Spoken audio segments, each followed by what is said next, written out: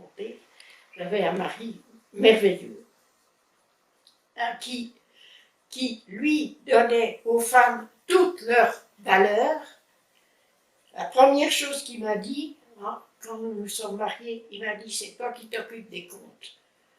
Hein, je te donne ma signature et puis tu t'occupes de tout ce qui est argent. Tu fais, avec ce que je gagne, tu fais tout ce que tu veux. C'était pas fréquent à l'époque. Ma mère était toujours obligée de demander de l'argent à son mari. Et voilà. Et non, alors mon mari était absolument merveilleux pour ça. Et il était respectueux des femmes, il m'a jamais fait une remarque quelconque sur ce. Il me demandait, est-ce qu'on peut se payer une voiture ou est-ce qu'on peut se faire ceci ou cela? C'est moi qui décide. Etc.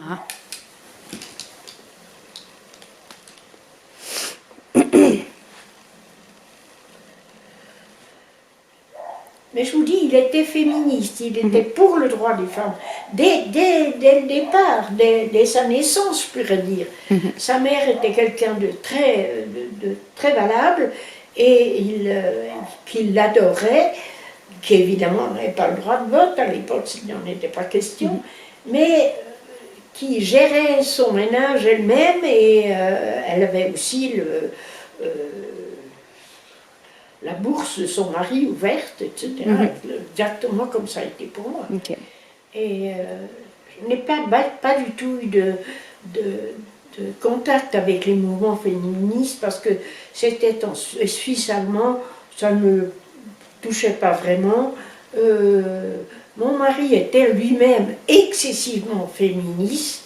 Il était pour le droit des femmes, il était pour la promotion des femmes aussi. Il a promu des femmes dans son service à Sibagagi, là, parce qu'il considérait qu'elles étaient valables, elles étaient aussi valables que les hommes. Donc je n'ai pas eu de ce côté-là aucun problème. Et nous avons discuté bien sûr du droit des femmes à voter, mais entre nous et avec des amis francophones, de Bâle, oui, aussi, mais je n'ai pas fait, pas avec des mouvements féministes. Je n'aime pas beaucoup.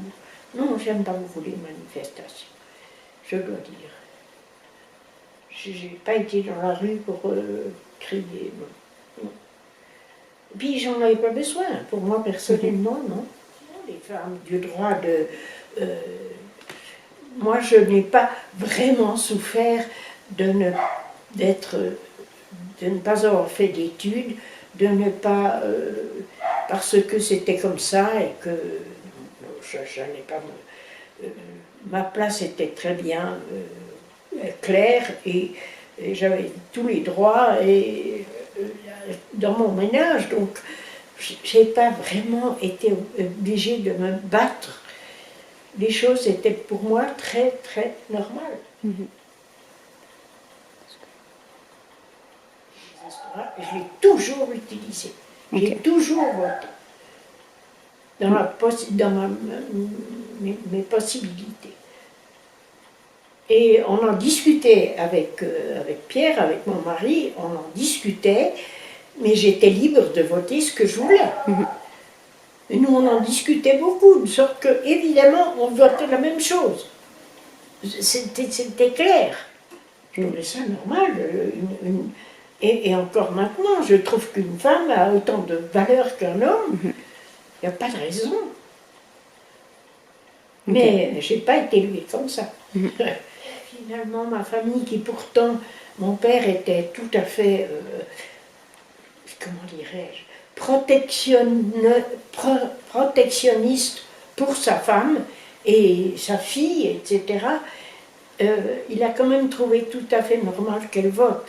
Mais en fait, c'était lui qui influençait et c'était lui qui disait ce qu'au fond, pratiquement, pour qui il fallait voter. Mon père était, il était évidemment de son temps, je ne vais pas discuter avec lui, Et avec mon mari, il n'y avait pas à discuter, il était féministe. Non, non.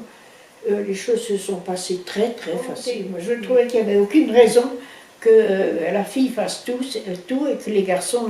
C'est pour ça qu'ils savent que faire la cuisine, les garçons. Ils savent tous faire la cuisine, ils savent tous emballer un bébé, ils savent tous tout faire. Parce que je les ai habitués à ça. Et voilà, c'est une longue vie très très très heureuse.